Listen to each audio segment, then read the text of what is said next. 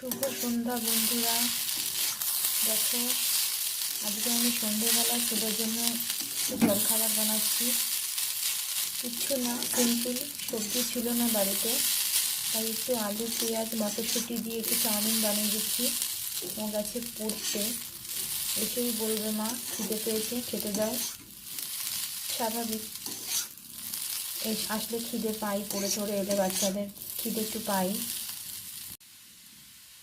আলু পেঁয়াজ মটরশুঁটি দিয়ে অল্প তেলে নুন হলুদ দিয়েছি, আর একটু ওপর দিয়ে ম্যাগি মশলা ছড়িয়ে দিলাম। অল্প, বেশি দেব না, সামান্য, বেশি দিলে আবার ঝাল লাগবে। আর ওপর দিয়ে একটু কেচাপ দেব। দেখো বন্ধুরা, আমি একদম অল্প তেল দিয়েছি, বেশি তেল দিইনি।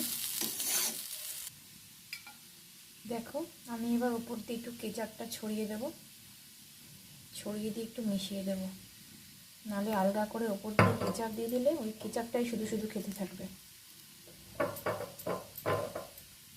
দেখো, এবার মিশিয়ে নিচ্ছি, দেখো।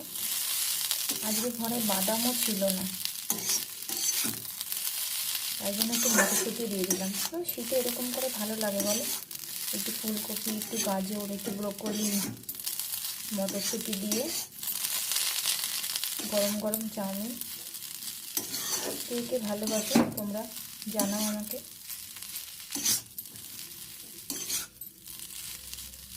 ব্যাস, দেখো বন্ধুরা, আমার চাউমিন রেডি। এটা চাউমিনের ফাইনাল লুক।